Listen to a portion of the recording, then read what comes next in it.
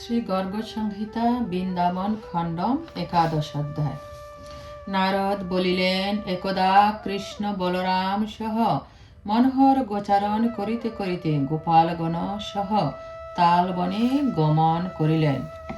ধেনুকাসুরের ভয়ে গোপগণ এমনকি কৃষ্ণ সে বনে প্রবেশ করিলেন না। বলরাম সেই বনে একাকে প্রবেশ করিলেন। মহাবল বলরাম নীল বসনে কটিদয় আবদ্ধ করিয়া পরিপক্ক ফল সংগ্রহার্থ সেই বনে বিচরণ করিতে করিতে বাহুদয় দ্বারা তত্রত্য তাল তরুণিকর কম্পিত করিয়া বহু ফল পাতিত করিলেন। অনন্ত বিক্রম সাক্ষাৎ অনন্ত গর্জন করিতে করিতে নির্ভয়ে বনে বিচরণ করিতে লাগিলেন। সেই দুষ্ট কংস সখা ভীষণ বলবান দৈত্য খররূপী ধেনুক মধ্যাহ্নকালে বন মধ্যে শয়ন করিয়াছিল। ফল পতন শব্দ শুনিয়া রোষ বসে সে বলরামের সম্মুখে আসিয়া যুদ্ধার্থ উদ্যুক্ত হইল। ধেনুক পশ্চাৎ দিকের পাদদয় দ্বারা সত্তর তাহার বক্ষ দেশে প্রহার করিল এবং মুহু মুহু গর্ধব স্বভাব সিদ্ধ রব করিতে করিতে প্রধাবিত হইতে লাগিল। বলরাম এক হস্তে তৎক্ষণাৎ ধেনুকের পশ্চাৎ দিকের পদদয়ে ধরিয়া অবলীলাক্রমে তালে বৃক্ষে নিক্ষেপ করিলেন। বলরামের প্রহারে সেই তাল তরু ভগ্ন হইয়া গেল, পরন্তু সেই তরু সম্পর্কে পার্শ্বস্থিত অপরাপর অনেক তাল বৃক্ষ পতিত হইল। হে রাজেন্দ্র, তাহা যেন এক বিস্ময়কর ব্যাপার। দৈত্যবর ধেনুক পুনরায় উত্থিত হইয়া রোষ বশে বলরামকে ধরিয়া ফেলিল এবং গজ যেমন প্রতিপক্ষ গজকে গ্রহণ করে ত্রদ্রুপ করিয়া তাহাকে যোজন দূরে নিক্ষেপ করিল। অনন্তর বলরাম তৎক্ষণাৎ ধেনুককে ধরিয়া ঘুরাইতে ঘুরাইতে ভূতলে পাতিত করিলেন। ধেনুক ভগ্ন মস্তক হইয়া মূর্ছিত হইল, কিন্তু সে রোষবশে ক্ষণকাল মধ্যে উত্থিত হইয়া চতুশৃঙ্গযুক্ত মস্তকে ভয়ঙ্কর রূপ প্রকটন করত তীক্ষ্ণ শৃঙ্গে গুপগণকে বিদ্রাবিত করিতে লাগিল। গুপগণ অগ্রভাগে পলায়ন পর হইলে মদৎকট ধেনুক সত্তর তাহাদের পশ্চাৎ ধাবিত হইল।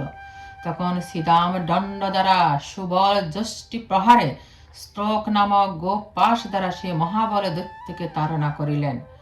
অর্জুন বংশ ষষ্ঠী দ্বারা অংশু লঙ্গুর দ্বারা সত্তর সমাগত বলবান বিশাল ঋষভ পাদপহারে তেজস্বী অর্ধচন্দ্রে দেবপ্রস্থ পেটক দ্বারা এবং বরুথপ কন্দুক দ্বারা সেই মহাবল খরকে প্রহার করিলেন। অনন্তর শ্রীকৃষ্ণ সেই ধেনুকাসুরকে করদয়ে গ্রহণ করিয়া ঘুরাইতে ঘুরাইতে তৎক্ষণাৎ গোবর্ধন গিরির উপরে নিক্ষেপ করিলেন। কৃষ্ণের পাহাড়ে সেই ঘটিকাদয় মূর্ছিত হইয়া রহিল। ধেনুক পুনরায় উত্থিত হইয়া স্বীয় দেহ কম্পিত করিল এবং মুখ বেদান করত কৃষ্ণকে শৃঙ্গ দ্বারা আক্রমণ করিয়া আকাশপথে প্রধাবিত হইল।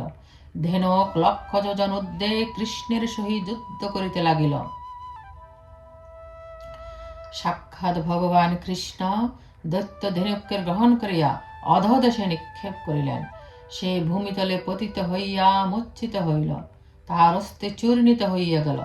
ধেনুক পুনরায় উত্থিত হইয়া অতি বিষণ্নাদ করিতে করিতে শৃঙ্গদয়ে গোবর্ধনগিরি উৎপাটন পূর্বক শ্রীকৃষ্ণের উপর নিক্ষেপ করিল। কৃষ্ণ সেই গিরি ধারণ করিয়া ধেনুক মস্তকে নিক্ষেপ করিলেন। বলবান দৈত্য পুনরায় সেই গিরি ধারণ করিয়া শ্রীকৃষ্ণের উপর নিক্ষেপ করিল। শ্রীকৃষ্ণ এবার সেই গিরি গ্রহণ করিয়া পূর্বস্থানে স্থাপিত করিলেন। মহাদৈত্য ধেনুক পুনরায় ধাবিত হইয়া শৃঙ্গদয় দ্বারা মেদিনী বিদন্ন করিয়া এবং পশ্চাৎ ভাগের পদদয় দ্বারা বলরামকে তাড়না করিয়া গর্জন করিতেছিল। তদীয় নাদে ভূমণ্ডল সহ ব্রহ্মাণ্ড কম্পিত হইল। মহাবল বলদেব তাহাকে করদয়ে ধারণ করিয়া ভূপাতিত করিলেন। সে মূর্ছিত হইল, তাহার মস্তক ভগ্ন হইয়া গেল। অচ্যুতাগ্রস বলদেব মুষ্টি পাহাড়ে পুনরায় তাহাকে তাড়না করিলেন। সেই মুষ্টি পাহাড়ে তৎক্ষণাৎ ধেনুক নিধনপ্রাপ্ত হইল। তখন দেবগণ নন্দন কানন জাত পুষ্পরাশি বর্ষণ করিলেন। দৈত্য দেহচ্যুত তদীয় প্রাণ শ্যাম সুন্দর বিগ্রহ পরিগ্রহ করিল। সে মাল্য শোভিত পীতাম্বর বনমালা বিভূষিত হইল। তখন ওই গোলক হইতে লক্ষ পার্শ্বদ সংযুক্ত সহস্র ধ্বজ শোভিত সহস্র চক্র ধ্বনি সমন্বিত অযুত অশ্বযুক্ত অরুণ বর্ণ উত্তমী রত্নযুক্ত লক্ষ চামরে পরিশোভিত কিঙ্কিনী ঘণ্টা ও মঞ্জিরের মধুর শব্দ সমন্বিত মনোহর দিব্য যোজন বিস্তৃত কামকাপী এক রথ উপস্থিত হইল। বলরাম সহ কৃষ্ণকে প্রদক্ষিণ করত দিব্য রথে আরোহণ পূর্বক দিক সকল উদ্ভাসিত করিয়া দিব্যরূপধারী দৈত্য প্রকৃতির অতীত গোলকে গমন করিল।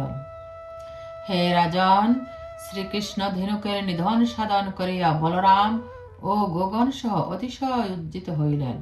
গোকুলবাসী বালকেরা তাহার যশগান করিতে লাগিল। রাজা জিজ্ঞাসিলেন, হে মুনি, ধেনুকাসুর পূর্বে কে ছিল? কি করিয়া মুক্তি লাভ করিল এবং কি প্রকারে খরত্ব পাইয়াছিল? ইহা আমার নিকট যথাযথ কীর্তন করুন। নারদ বলিলেন, বিরোচন নন্দন বলির সাহসিক নামে এক বলবান পুত্র ছিল। সে গন্ধমাদন পর্বতে অযুত কামিনীর সহিত ক্রীড়া করিত। তৎকালে তত্রত্য বন মধ্যে নারীগণের নপুর দরি উত্থিত হয়। ঋষি দুর্বাসা সে গন্ধমাদন গুহায় অবস্থিত হইয়া শ্রীকৃষ্ণকে স্মরণ করত ধ্যানমগ্ন ছিলেন।